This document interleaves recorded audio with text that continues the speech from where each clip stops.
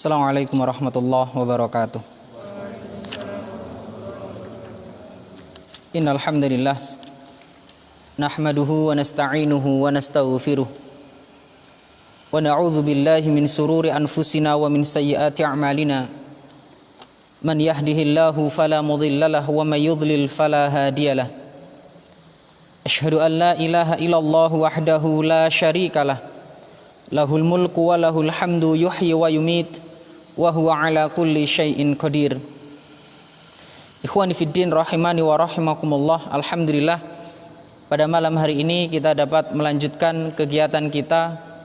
Masih bersama-sama kita duduk dalam suatu majelis ilmu di mana Rasulullah sallallahu alaihi wasallam pernah bersabda, "Wa majtama'a qaumun fi baitin min buyutillah yatluna kitaballah wa yatadarasunahu fima bainahum illa nazalat alaihimus sakinah wa ghasyiyatuhumur rahmah wa haffathumul malaikah wa dzakarahumullahu fiman 'indah." Di mana Rasulullah sallallahu alaihi wasallam bersabda, tidaklah suatu kaum mereka berkumpul dalam majelis ilmu, mereka duduk di sana mempelajari firman-firman Allah, membaca firman-firman Allah, mempelajarinya, illa nazalat alaihimus sakinah, melainkan Allah akan turunkan ketenangan pada hati mereka, pada diri mereka. Makanya sejatinya seorang mukmin ketika ingin mendapatkan ketenangan jiwa, seorang mukmin ingin mendapatkan ketenangan hati, hendaknya mereka duduk dalam suatu majelis ilmu. Ini adalah salah satu resep yang diberikan oleh Rasulullah sallallahu alaihi wasallam kepada umat ini. Ketika mereka menginginkan suatu ketenangan, ketika mereka mengharapkan suatu kedamaian, solusinya adalah duduk dalam majelis ilmu, baca ayat-ayat Allah, pelajari kandungannya, dalami isinya. Karena kita tahu bahwasanya Allah turunkan Al-Quran, wa nunazzilu minal Qur'ani ma huwa syifa, dan tidaklah aku turunkan Al-Quran itu melainkan sebagai obat, wa rahmatul lil mu'minin, dan rahmat bagi orang-orang yang beriman. Makanya jangan sampai kehidupan kita ini jauh dari Al-Qur'anul Karim, jauh dari majelis-majelis ilmu. Makanya kita lihat dulu para ulama-ulama terdahulu, para sahabat-sahabat terdahulu, meskipun rumah mereka ala kadarnya, meskipun tempat tinggal mereka sekedarnya, kendaraan mereka bahkan mungkin tidak punya, tapi mereka mendapatkan ketenangan dalam kehidupannya. Mengapa demikian? Karena mereka orang-orang yang senantiasa duduk dalam majelis-majelis ilmu. Mereka menghabiskan waktu-waktu mereka untuk akhirat mereka. Adapun urusan dunia mereka cari seperlunya. Sebagaimana Allah sebutkan, wabtaghi fima ataqallahu darul akhirah wa la tansa nasibaka minad dunya. Urusan akhirat mereka dahulukan, adapun urusan dunia ya tidak mereka lupakan juga, tapi hanyalah sekedarnya. Mereka tidak menjadikan dunia sebagai tujuan utama mereka. Ma'asyiral muslimin yang dimuliakan oleh Allah Subhanahu wa taala. Dan alhamdulillah kita dapat berkumpul dalam majelis ilmu ini dalam rangka raf'ul jahli an nafsi, mengangkat kejahilan kita, mengangkat ketidaktahuan kita dalam urusan-urusan agama. Karena ingat salah satu nasihat yang disampaikan oleh Umar bin Abdul Aziz, beliau sampaikan, man abadallah, siapa yang beribadah kepada Allah bi ghairi ilmin, tanpa didasari ilmu, kana ma yufsidu aktsara mimma yuslih, maka kerusakan yang dibuat itu jauh lebih banyak daripada perbaikan-perbaikan yang ada. Siapapun yang beribadah kepada Allah, dia sholat, dia puasa, dia haji, dan ibadah apapun itu, bila tidak didasari dengan pondasi ilmu, maka kerusakannya lebih besar, kerusakannya lebih banyak daripada perbaikan-perbaikan yang mereka lakukan. Maka tidak ada jalan lain bagi kita selain duduk bersama-sama mempelajari agama Allah Subhanahu wa taala.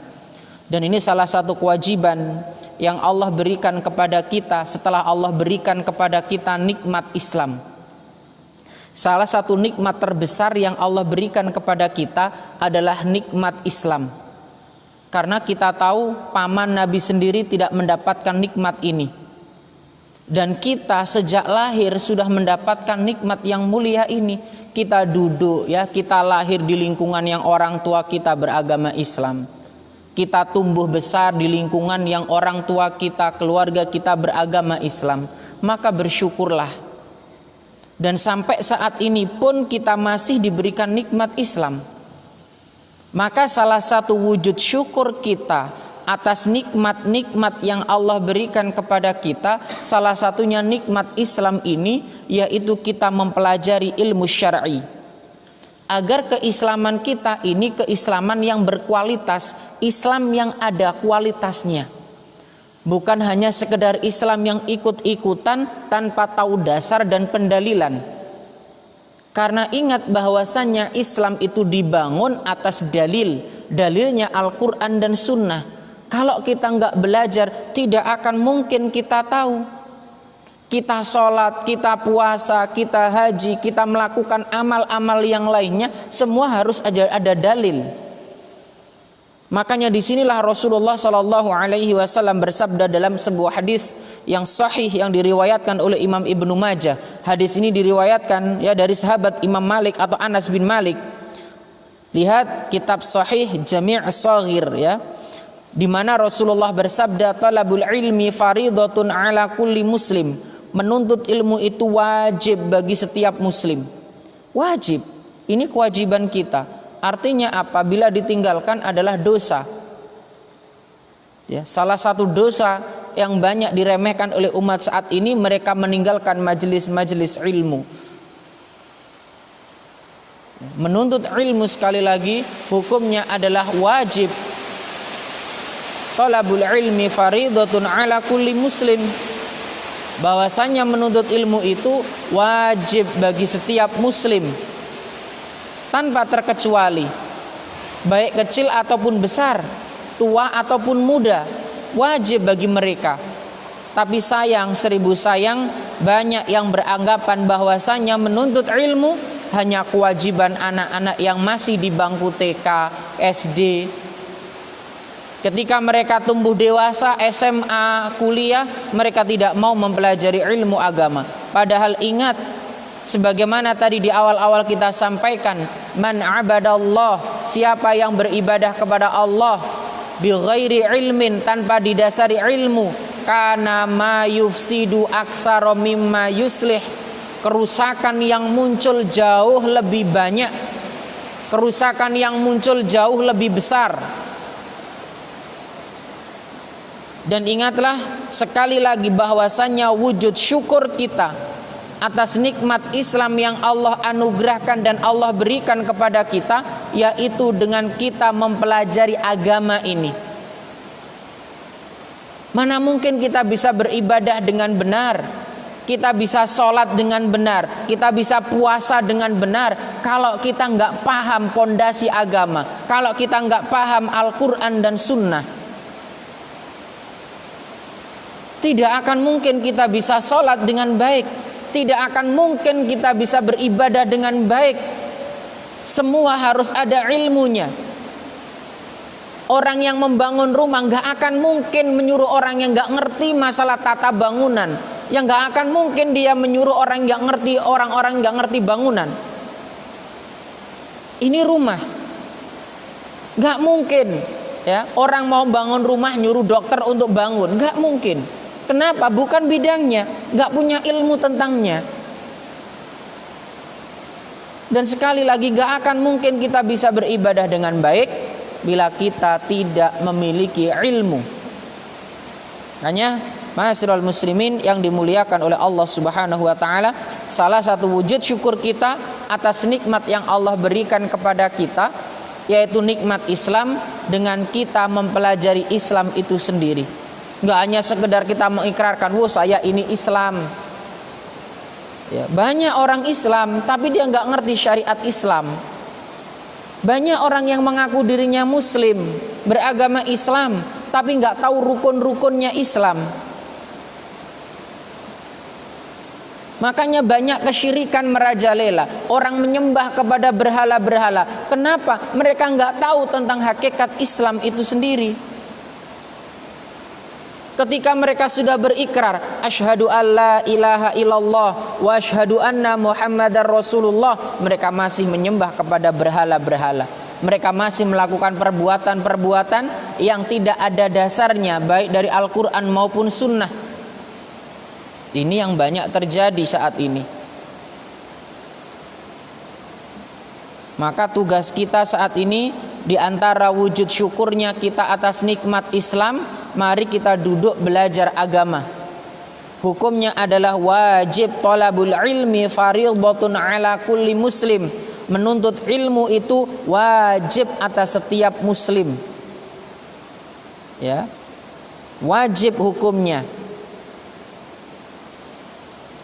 Ma'asyiral muslimin yang dimuliakan oleh Allah Subhanahu wa taala. Dan kita akan bahas, kita tahu di antara keutamaan-keutamaan Islam, ya. Ketika orang itu memeluk agama Islam, maka banyak keutamaan yang didapatkan. Yang pertama, bahwasanya Islam menghapus seluruh dosa dan kesalahan bagi orang-orang yang sebelumnya tidak beragama Islam. Ini ada orang-orang yang dulunya dia belum beragama Islam, kemudian dia bertaubat, kemudian masuk ke dalam agama Islam. Maka masuknya dia ke dalam agama Islam menghapuskan dosa-dosanya dikala dia masih menyekutukan Allah Subhanahu wa taala. Kita lihat firman Allah Subhanahu wa taala yang disebutkan dalam surat Al-Anfal ayat 38. Bahwasannya orang yang masuk ke dalam agama Islam, dulunya dia masih belum memeluk Islam, masih menyekutukan Allah, menyembah kepada berhala. Kemudian dia bertaubat, kemudian syahadat, masuk ke dalam agama Islam ini, maka masuknya dia ke dalam agama Islam menghapuskan dosa-dosanya sebelum dia memeluk Islam ini. Allah Jalla wa Ala berfirman, a'udzubillahi minasyaitonir rajim. Kullil ladzina kafaru iyantahu yughfar lahum Iyantahu yughfar lahum ma qad salaf wa iyaudu faqad madat sunnatul awwalin. Katakanlah kepada orang-orang kafir itu, ya diantaranya Abu Sufyan dan kawan-kawannya yang saat itu masih belum mau memeluk Islam, jika mereka berhenti dari kekafirannya, ya. Nabi Muhammad disuruh mendakwahkan kepada Abu Sufyan dan teman-temannya yang saat itu mereka masih belum memeluk Islam, mereka masih menyembah pada berhala-berhala. Katakanlah, kullil ladzina kafaru iyantahu yughfar lahum, jika mereka meninggalkan kekafiran mereka, berhenti dari kekafiran mereka, kemudian masuk ke dalam agama yang mulia ini, niscaya Allah akan mengampuni dosa-dosa mereka yang telah lalu. Allah ampuni dosa-dosanya. Wa iyaudu faqad madat sunnatul awwalin, akan tetapi jika mereka kembali lagi memerangi Nabi, jika orang-orang yang tidak beriman ini memerangi Nabi, sungguh akan berlaku kepada mereka sunnah ketetapan Allah terhadap orang-orang yang terdahulu, yaitu dibinasakan oleh Allah. Kita ingat, tidaklah satupun ada suatu kaum ketika mereka memerangi Rasul-Rasul Allah, memerangi Nabi-Nabi Allah, maka Allah akan binasahkan mereka. Bagaimana Fir'aun dan bala tentaranya, Allah musnahkan mereka. Bagaimana orang-orang yang hidup di zamannya Nabi Nuh, ketika mereka sudah tidak lagi menghiraukan, ya, ucapan-ucapan Rasulullah, Allah binasahkan mereka. Dan Rasul menyampaikan, ya Allah sebutkan dalam firman-Nya, wahai Muhammad, kul, katakanlah lilladzina kafaru, kepada orang-orang yang tidak beriman, kepada orang-orang yang kafir itu, jikalau mereka meninggalkan kekafiran mereka, berhenti dari kekafiran mereka, kemudian mereka mau memeluk ke dalam agama Islam, Allah ampuni dosa-dosanya yang telah lalu. Ini ada ibrah yang besar. Jikalau ada orang-orang yang dulunya tidak beriman, dia masuk ke dalam agama Islam, Allah ampuni dosa-dosanya. Padahal di antara dosa yang terbesar adalah kesyirikan. Ya, kita tahu dosa terbesar itu adalah syirik. Inna syirka la zulmun azim. Sesungguhnya kesyirikan itu adalah sebesar-besarnya kezaliman. Tetapi ketika mereka mensucikan diri mereka, mereka bertaubat kepada Allah, mereka bersyahadat masuk ke dalam agama ini, Allah ampuni dosa-dosanya. Maka manusia janganlah berputus asa. Sebanyak apapun dosa kita, ketika kita kembali kepada Allah, beristighfar, bertaubat, Allah akan ampuni dosa-dosa kita. Dosa syirik yang sebesar itu saja Allah ampuni. Ya. Dan hendaknya pula ketika ada saudara kita yang sudah bertaubat, tugas kita adalah mensupport mereka, mendukung mereka, bantu mereka, doakan mereka. Jangan malah ucapan-ucapan yang buruk keluar dari lisan kita. Ya, jangan sampai. Ya, kadang ada orang yang baru bertaubat, ada orang-orang dengarin taubat, wis Islam tah gitu. Ini ucapan-ucapan yang enggak perlu, enggak manfaat. Dan tidaklah seorang muslim itu hendaknya mereka memperhatikan hadis Rasulullah sallallahu alaihi wasallam, min husnil islamil mar'i tarkuhu ma la ya'nihi. Tanda bagusnya keislaman seseorang meninggalkan sesuatu yang tidak bermanfaat baginya. Maka termasuk pada zaman ini, pada saat ini, ya, ketika banyak terjadi ya yang namanya musibah saat ini, virus corona dan semisalnya, hindari menyebarkan berita-berita yang memang enggak ada dasarnya, yang hoaks dan semisalnya. Seorang muslim lebih menjaga lisan mereka, berhati-hati dalam segala hal. Min husnil islamil mar'i tarkuhu ma la ya'nihi. Tanda bagusnya keislaman seseorang meninggalkan sesuatu yang tidak bermanfaat. Kenapa demikian? Ma yalfidu min qaulin illa ladaihi raqibun atid. Tidaklah yang keluar dari lisan kita melainkan ada malaikat yang mencatat dan mengawasi. Dan semua akan dipertanyakan oleh Allah Subhanahu wa taala, semua akan kita pertanggungjawabkan nanti. Maka tinggalkan sesuatu yang tidak bermanfaat. Masih banyak sesuatu yang wajib bermanfaat yang harus kita kerjakan yang belum kita laksanakan. Maka seorang muslim yang baik tinggalkan sesuatu yang tidak bermanfaat dalam dirinya. Jadi di antara keutamaan Islam yang pertama, Islam akan menghapus seluruh dosa dan kesalahan orang-orang yang sebelumnya tidak beriman, yang tidak beragama Islam, kemudian dia masuk ke dalam agama Islam ini. Maka orang yang dulunya tidak beriman kemudian masuk ke dalam agama Islam, Masya Allah, Allah itu cinta pada mereka. Innallaha yuhibbut tawwabin. Allah mencintai orang-orang yang bertaubat. Cinta Allah pada mereka. Maka kita sebagai seorang mukmin cintai mereka. Karena di antara hakul muslim 'alal muslim, hak muslim satu dengan yang lain, ya, saling mendoakan. Di antara hal seorang mukmin yang harus lakukan adalah bersaudaraan karena seiman. Innamal mu'minuna ikhwah. Sesama muslim itu, sesama mukmin itu saudara. Ketika mereka sudah berikrar bersyahadat masuk ke dalam agama yang mulia ini, mereka saudara kita. Bantu mereka, doakan mereka. Kalau mereka belum bisa sholat, ayo bimbing mereka. Ya. Ini yang harus kita lakukan. Kemudian di antara keutamaan Islam yang berikutnya, apabila seorang masuk Islam kemudian baik keislamannya, maka ia tidak disiksa atas perbuatan pada waktu dia masih kafir. Bahkan Allah akan melipat gandakan pahala amal-amal kebaikan yang pernah dilakukan. Sekecil apapun kebaikan itu Allah akan balas, anak-anak. Ya.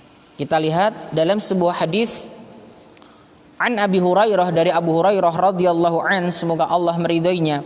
Qala Rasulullah sallallahu alaihi wasallam, bahwasanya baginda Rasulullah sallallahu alaihi wasallam pernah bersabda, "Idza ahsana ahadukum islamahu."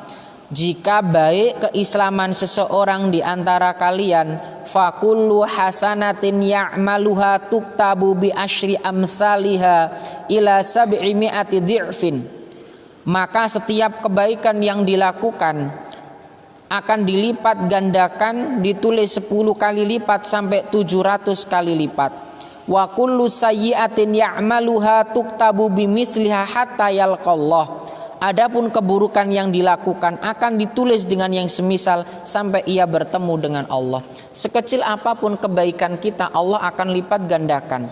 Makanya di sini ada poin penting, di mana idza ahsana ahadukum, jika baik keislaman seseorang di antara kalian. Makanya ketika orang itu baru hijrah, ada orang baru masuk Islam, ada orang yang dulunya gemar maksiat kemudian bertaubat, tugas mereka adalah belajar agama untuk memperbagusi keislaman mereka, untuk meningkatkan kualitas keislaman mereka.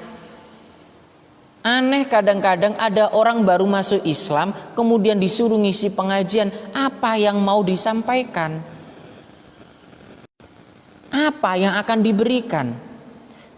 Biarlah mereka belajar agama, biarkan mereka meningkatkan kualitas keislaman mereka. Karena Nabi mengingatkan, idza ahsana ahadukum islamahu, apabila bagus keislaman seseorang, fakullu hasanatin ya'maluha tuktabu bi asyri amsalha ila sab'imi'ati dhi'fin. Allah lipat gandakan kebaikannya 10 sampai 700 kali lipat. Maka kita ini menjadi motivasi buat kita semua. Mari kita tingkatkan kualitas keislaman kita. Masa dari zaman kecil sampai sekarang guru iku wae. Salat juga demikian, yang dibaca itu wae. Habis Al-Fatihah kalau enggak qul huwallahu ahad wal asri. Kalau enggak wal asri inna a'toina. Iya boleh. Sah. Tapi apakah tidak ada keinginan dari diri kita hafal 30 juz atau sekian juz?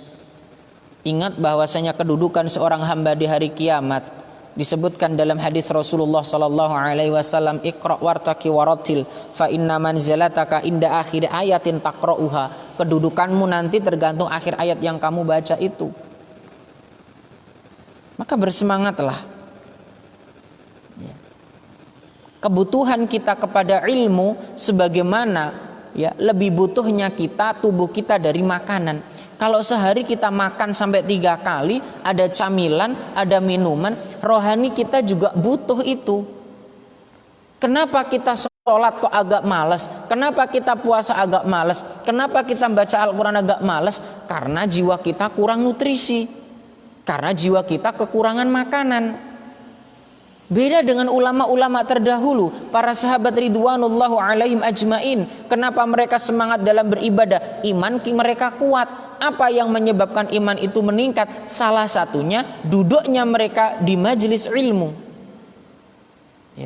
Duduknya mereka di majelis ilmu itu menjadikan mereka bersemangat dalam segala hal. Iman mereka meningkat. Karena di antara asbab ziyadatul iman, sebab bertambahnya iman, yaitu duduknya seseorang dalam majelis ilmu. Sebab bertambahnya iman, yaitu seseorang duduk dalam suatu majelis ilmu. Mereka mempelajari ilmu syar'i, mereka memahami ayat-ayat Allah, hadis-hadis Rasulullah, kisah-kisah para ulama, kisah-kisah para nabi yang disebutkan di sana. Ini ma'asyiral muslimin. Jadi bersemangatlah, karena Nabi kita menyatakan idza ahsana ahadukum islamahu, apabila keislaman seseorang itu baik. Baik bukan berarti kok api apa enggak. Baik di sini baik secara kualitas. Islamnya apik.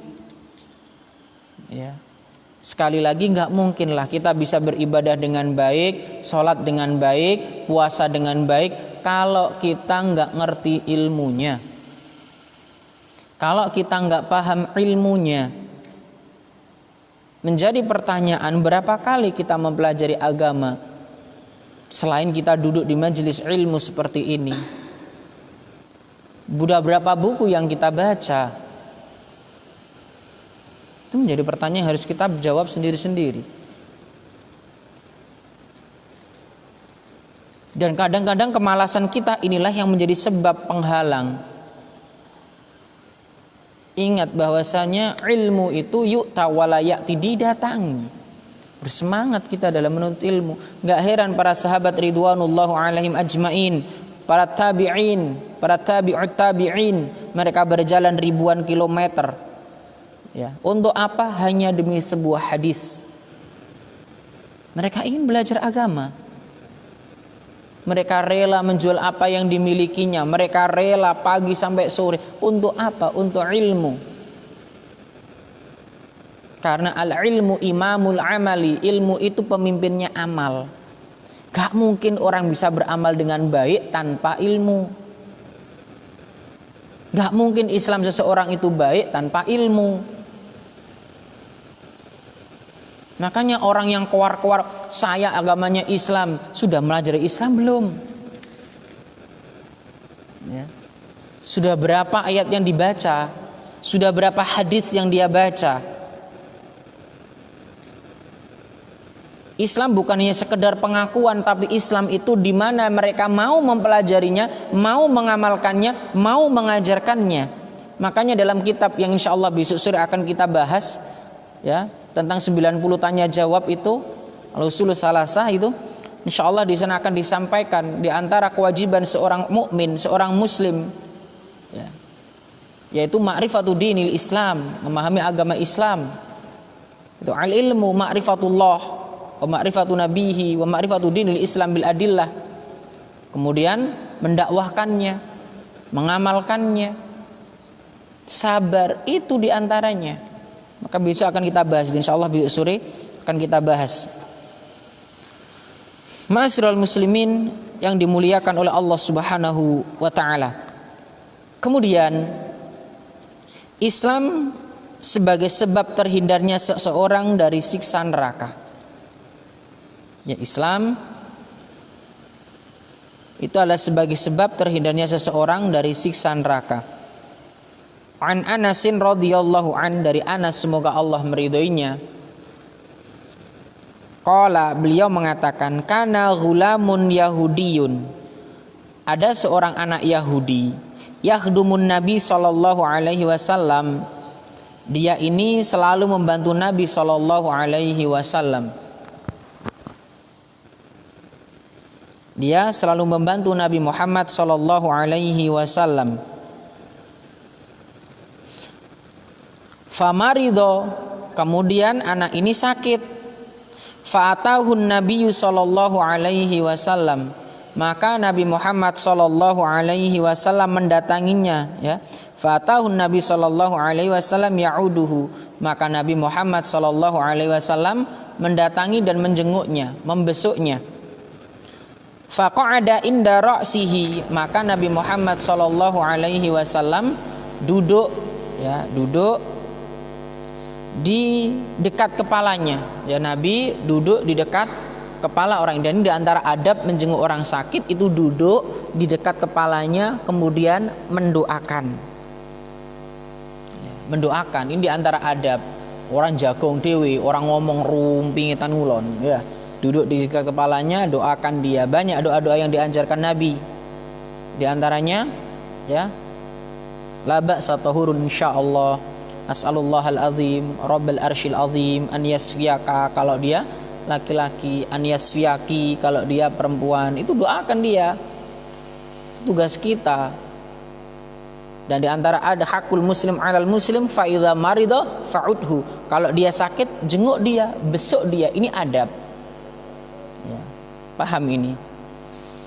Lah, kemudian Nabi mengatakan, faqa'ada inda ra'sihi, Nabi duduk di sekitar kepalanya, di dekat kepalanya. Faqala lahu, Nabi berkata kepada anak ini, aslim, masuklah engkau ke dalam agama Islam, atau masuklah engkau ke dalam Islam ini. Fanadhara ila abihi, maka orang ini, anak kecil ini, lihat pada bapaknya. Wa huwa indahu, dan bapaknya ada di situ. Faqala lahu ati Abul Qasim, maka bapaknya berkata, patuhilah, taatilah Abul Qasim. Abu Qasim maksudnya Nabi Muhammad sallallahu alaihi wasallam. Fa aslama, maka anak ini masuk ke dalam agama Islam. Fa kharajan Nabi sallallahu alaihi wasallam, maka setelah itu Nabi keluar, ya, seraya mengatakan, wa huwa yaqul, Nabi mengatakan apa yang diucapkan Nabi, alhamdulillahilladzi anqadahu minan nar, segala puji bagi Allah, segala puji hanya milik Allah yang telah menyelamatkan anak ini dari siksa neraka. Karena innallaha, ya, sesungguhnya Allah Subhanahu wa taala, Allah itu akan mengampuni semua perbuatan dosa. Allah ampuni semuanya, kecuali dosa syirik. Nah, ketika anak ini tidak mau masuk ke dalam agama yang mulia ini, maka dia terkena ancaman ini. Allah ampuni semua dosa-dosa ini, kecuali dosa syirik. Maka ketika anak ini masuk ke dalam agama Islam, apa yang dikatakan Nabi? Alhamdulillahilladzi anqadahu minan nar. Segala puji bagi Allah, segala puji hanya milik Allah yang telah menyelamatkan dia dari siksa api neraka. Dalam sebuah hadis Nabi pernah bersabda, la ya innahu la yadkhulul jannah. Sesungguhnya tidak akan masuk surga illa nafsun muslimatun, kecuali jiwa seorang muslim, ya. Wa innallaha la yu'ayyidu hadzal din birrajulil fajir. Dan sesungguhnya Allah menolong agama ini dengan orang-orang yang semacam itu, ya.